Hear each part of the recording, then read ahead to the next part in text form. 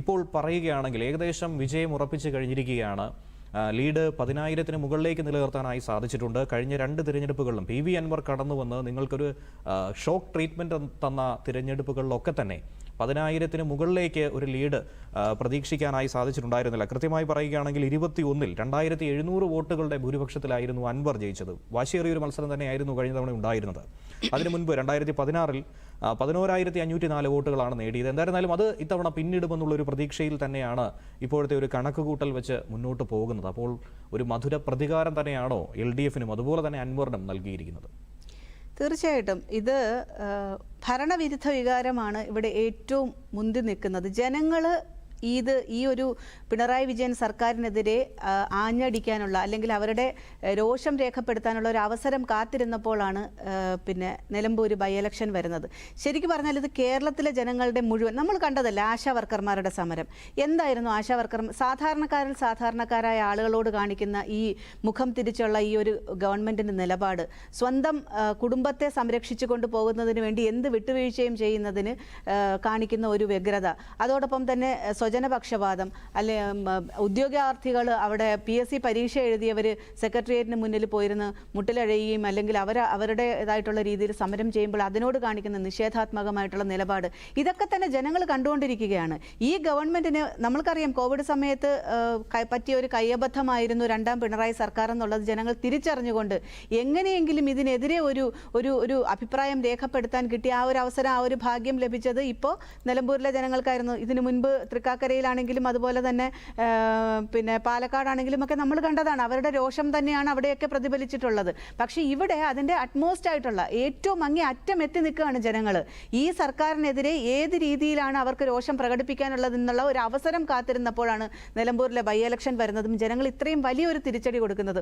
അവിടെ ക്യാപ്റ്റൻ നേരിട്ട് വന്ന് ഇലക്ഷൻ നിയന്ത്രിക്കുകയാണ്, കളി നിയന്ത്രിക്കുകയാണ്. സ്വരാജിനെ പോലെയുള്ള ഒരു സ്ഥാനാർത്ഥിയെ കൊണ്ടുവന്നിട്ട് ഇനി ഞങ്ങൾക്ക് രാഷ്ട്രീയ പോരാട്ടമാണ് ഇവിടെ എന്ന് പറഞ്ഞുകൊണ്ട് ഒരു സ്ഥാനാർത്ഥിയെ കൊണ്ടുവന്ന് നിർത്തുകയാണ്. സ്വന്തം ജനിച്ച സ്ഥലത്ത് ഒരു സ്ഥാനാർത്ഥി വരുന്നു അങ്ങനെയെന്നൊക്കെ പറഞ്ഞിട്ട് ഭയങ്കരമായിട്ടുള്ള ഒരു ഹൈപ്പിലൊക്കെ കൊണ്ടുവന്ന് നിർത്തുകയാണ്. എവിടെ പോയി? എന്തായി അവസ്ഥ? അപ്പോൾ ഇത് ജനവിരുദ്ധ വികാരമാണ്. അതോടൊപ്പം തന്നെ UDF-ന്റെ കെട്ടുറപ്പിനെയാണ് ഇത് സൂചിപ്പിക്കുന്നത്. ഒറ്റക്കെട്ടായി നിന്നുകൊണ്ട് തെരഞ്ഞെടുപ്പിനെ നേരിടുകയാണ്. ആർക്കും ഒരു വിരുദ്ധാഭിപ്രായമില്ല. അതിൽ UDF-ന്റെ ചെയർമാനായിട്ട് വന്നിട്ടുള്ള ശ്രീ അടൂർ പ്രകാശ് ആവട്ടെ, ഞങ്ങളുടെ ACCയുടെ സംഘടനാ സമിതിയുടെ general secretary Shri KC Venugopal ആവട്ടെ, എല്ലാവരും തന്നെ ഈ തെരഞ്ഞെടുപ്പിൽ അവരുടേതായിട്ടുള്ള കോൺട്രിബ്യൂഷൻ ചെയ്തിട്ടുണ്ട്. എല്ലാവരുടെയും ഒരു കൂട്ടായ കുഞ്ഞാലിക്കുട്ടി സാഹിബിൻ്റെ ആവട്ടെ, പാണക്കാട് കുടുംബത്തിൻ്റെ ആവട്ടെ, എല്ലാവരും തന്നെ ഒറ്റക്കെട്ടായി നിന്നുകൊടുത്ത തീരുമാനങ്ങളാണ്.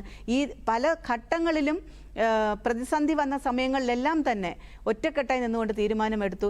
എല്ലാവരുടെയും സജീവമായിട്ടുള്ള ഒരു പ്രവർത്തനം അവിടെ ഉണ്ടായിരുന്നു. ആശയങ്ങളുടെ ഒരു സമന്വയം ഉണ്ടായിരുന്നു. ഇതൊക്കെ കൂടെ തന്നെയാണ് ഈ ഒരു തെരഞ്ഞെടുപ്പിൻ്റെ വിജയം എന്ന് പറയുന്നത്. അതോടൊപ്പം തന്നെ BJP ഇപ്പോൾ എൻ്റെ കൂടെ ഇരിക്കുന്ന നമ്മുടെ കോ-ഡിബേറ്ററായിട്ടുള്ള BJPയുടെ അദ്ദേഹം പറയുകയുണ്ടായി, BJPയുടെ സ്ഥാനം നിങ്ങൾ അറിയുന്നില്ല, നിങ്ങളുടെ കാൽച്ചുവട്ടിൽ. ഞങ്ങളുടെ കാൽച്ചുവട്ടിലെ മണ്ണൊന്നും ഒലിച്ചു ഇല്ല എന്നുള്ളതിൻ്റെ ഒരു തെളിവാണ് ഈ ഒരു വ്യക്തമായ ഭൂരിപക്ഷത്തോടു കൂടി ശ്രീ ആര്യടൻ ഷൗക്കത്തിന്റെ വിജയം എന്ന് പറയുന്നത്. പക്ഷേ BJPയുടെ സ്ഥാനാർത്ഥിയുടെ അവസ്ഥ എന്താണെന്ന് നോക്കുക. അദ്ദേഹം തന്നെ പറയുകയുണ്ടായി, ഞങ്ങളുടെ മിടുക്കനായ ഒരു സ്ഥാനാർത്ഥിയാണ്, ഞങ്ങൾ ദൂരവ്യാപകമായിട്ടുള്ള ഒരു കാര്യങ്ങൾ നോക്കിക്കണ്ടുകൊണ്ടുള്ള ഒരു സ്ഥാനാർത്ഥിയാണ് നിർത്തിയത്. അദ്ദേഹം എത്ര വോട്ടാണ് പോൾ ചെയ്തിട്ടുള്ളത്, അദ്ദേഹം എത്ര വോട്ടാണ് പിടിച്ചിട്ടുള്ളത് നോക്കണം. 6,500-ന്റെ അകത്ത് വോട്ടാണ് പിടിച്ചിട്ടുള്ളത്. കഴിഞ്ഞ പ്രാവശ്യത്തെ വോട്ടിനോട് ചേർന്ന് വരുമെന്ന് പറയട്ടെ, അത്രത്തോളം വോട്ട് കിട്ടുമെങ്കിൽ പോലും അവിടെ നമ്മൾ മനസ്സിലാക്കാനുള്ളത് കേരളത്തിൻ്റെ മണ്ണിൽ BJP ഒരു പെർസെൻറ്റേജ് പോലും ഒരു ഫ്രാക്ഷൻ ഓഫ് പെർസെൻറ്റേജ് പോലും വളർന്നിട്ടില്ല എന്നുള്ളതാണ്. കേരളത്തിലെ ജനങ്ങൾ ഇതുപോലെ BJP ഒന്നും ഇവിടെ വളർത്തിക്കൊണ്ടുവരും എന്നുള്ള യാതൊരു ഇതും വേണ്ട. പിന്നെ സ്ഥാനാർത്ഥി നിർണയത്തിലൊക്കെ നടത്തിയതും പിന്നെ ഇവിടെ വോട്ട് തെരഞ്ഞെടുപ്പ് എന്ന് പറഞ്ഞു കഴിഞ്ഞാൽ ആരുടെയും വോട്ട് ഞങ്ങൾ നേടും. ഒരു വോട്ടിന് ജയിച്ചാൽ പോലും വിജയം തന്നെയാണത്. അതുപോലെ തന്നെ ഓരോ വോട്ടും ഞങ്ങൾക്ക് വലുത് തന്നെയാണ്. അത് ഇന്ന ആളുടെ ആണോ എന്നുള്ളതൊന്നുമില്ല. ആര് വോട്ട് തന്നാലും സ്വീകരിക്കുക. തെരഞ്ഞെടുപ്പിൻ്റെ ഒരു ലക്ഷ്യം എന്ന് പറയുന്നത് വിജയിക്കുക എന്നത് തന്നെയാണ്. ആ തെരഞ്ഞെടുപ്പ് വിജയത്തിന് വേണ്ടി ഞങ്ങൾ ആർക്ക് വേണമെങ്കിലും ഞങ്ങൾക്ക് വോട്ട് ചെയ്യാമെന്നുള്ള ഒരു സമീപനം തന്നെയാണ്.